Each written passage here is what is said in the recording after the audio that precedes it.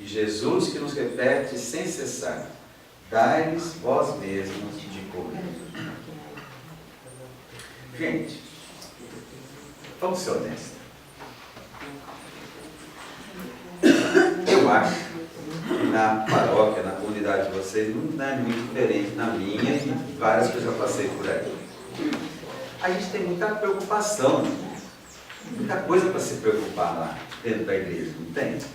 A gente vai lá na igreja, a gente tem que se preocupar com quem limpa a igreja, a gente tem que se preocupar com quem, né, se estamos na missa, com quem vai fazer a leitura, a gente tem que se preocupar com quem vai passar a cestinha, a gente tem que se preocupar para ver se vai ter coroinha, se não vai ter, para ajudar o padre, né? Rezar a missa, que coitado só não sabe rezar a missa sozinho.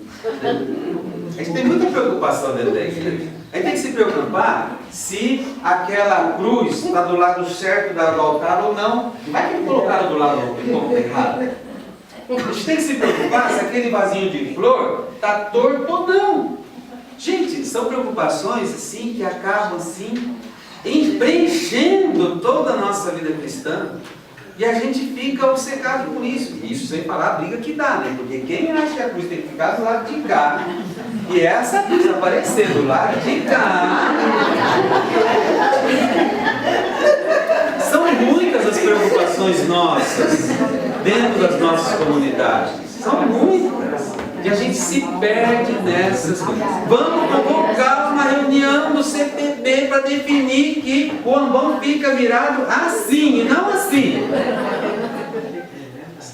E quando vem a resposta que o padre sempre foi assim? E sempre foi assim. Né? Então não tem por que a gente ficar brigando, porque foi assim, então temos que obedecer o padre e mais nada.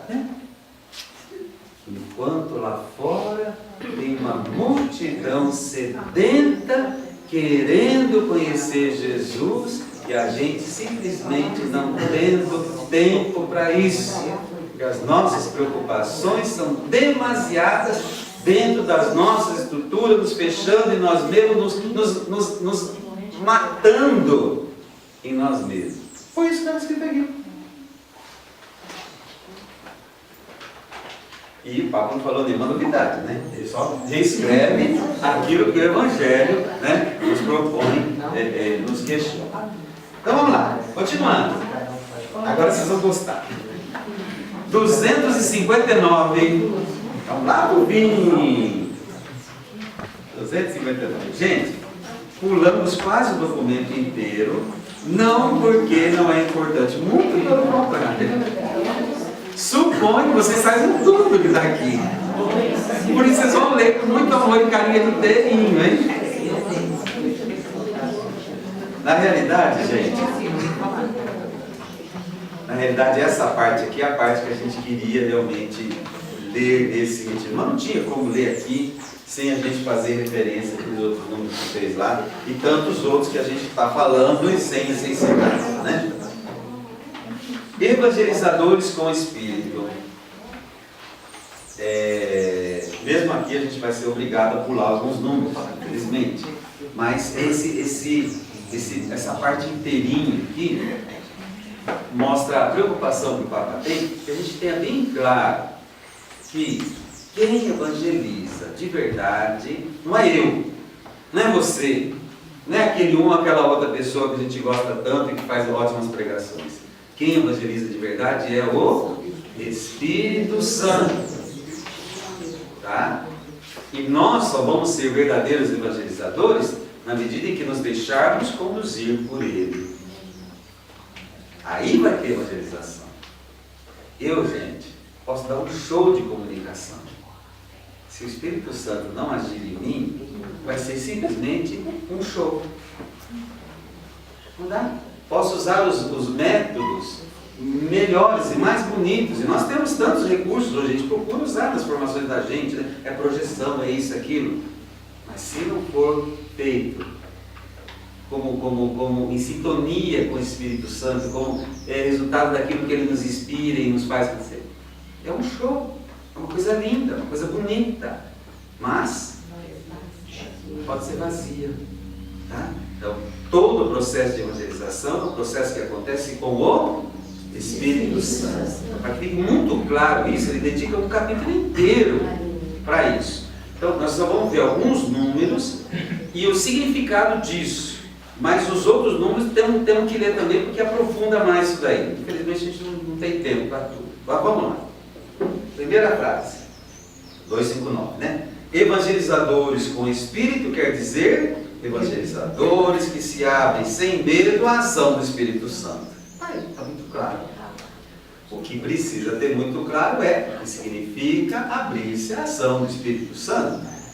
Então ele vai dar alguns exemplos, vai dar algumas orientações, melhor dizendo aqui, muito pé no chão. E é isso que nós precisamos. Porque deixar-se conduzir pelo Espírito Santo não quer dizer fazer coisa do outro mundo, fazer coisa que ninguém entende, fazer coisa para ficar mais bacana que os outros, nada disso. Com Atos Apóstolos, foi 50 dias depois até a ressurreição.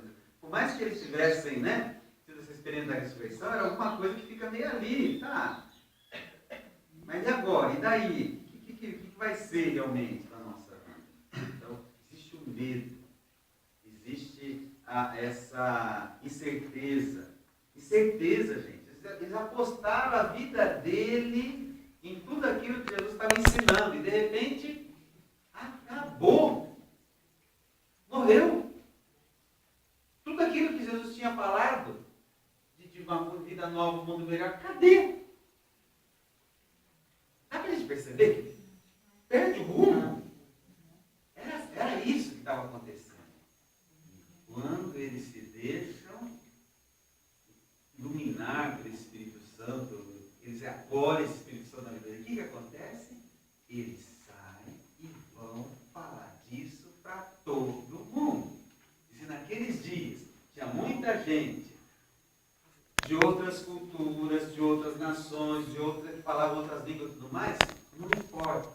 O jeito deles falarem, com tanta convicção, com tanta clareza, que qualquer um estava entendendo o que eles estavam falando, anunciando. Quer dizer, a mensagem deles respeitava aquilo que a gente falou agora há pouco, a questão do problema da linguagem. Respeitava o problema da linguagem, porque sabia dizer para aquela pessoa, naquela cultura, naquela situação, exatamente essas verdades do jeito que a pessoa era capaz de entender e acolher na sua vida. Esse é o grande milagre das línguas. Eles falam em todas as línguas. Não que eles ficam falando línguas estranhas, eles falam de modo que as pessoas são capazes de entender. Tá? Continuando aqui, porque está em sintonia com isso.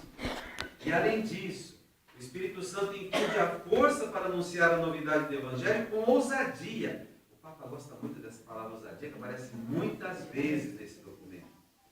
Ou a parresia, como o pessoal gosta de falar também hoje, né? Em voz alta e em todo tempo e lugar, mesmo contra a corrente. Perderam medo. Agora eles falavam, anunciavam, tinha gente que não gostava, não tem problema. Você vai me perseguir por causa disso? Eu vou continuar anunciando do mesmo jeito. Perderam medo. Ousaram, descobriram modos de anunciar isso, seja do modo que for, mas de uma forma que a pessoa fosse capaz de entender. Né? Então, saíram daquele fechamento de si mesmo e foram realizar o trabalho que eles tinham que realizar, a missão deles, de anunciar esse Jesus, essa novidade que Jesus veio trazer a todos. Invoquemo-lo hoje, bem apoiados na oração, sem a qual toda ação corre o risco de ficar vã.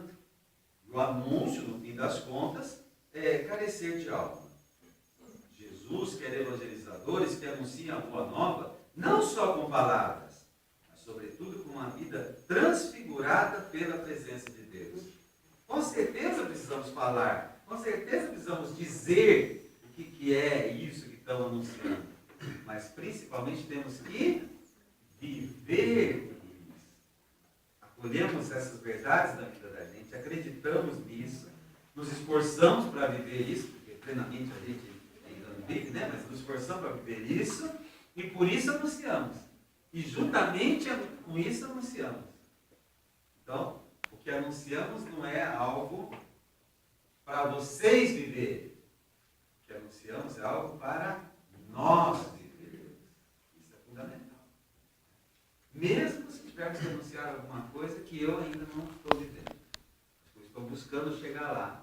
Anunciamos sim, porque somos nós que temos que chegar lá.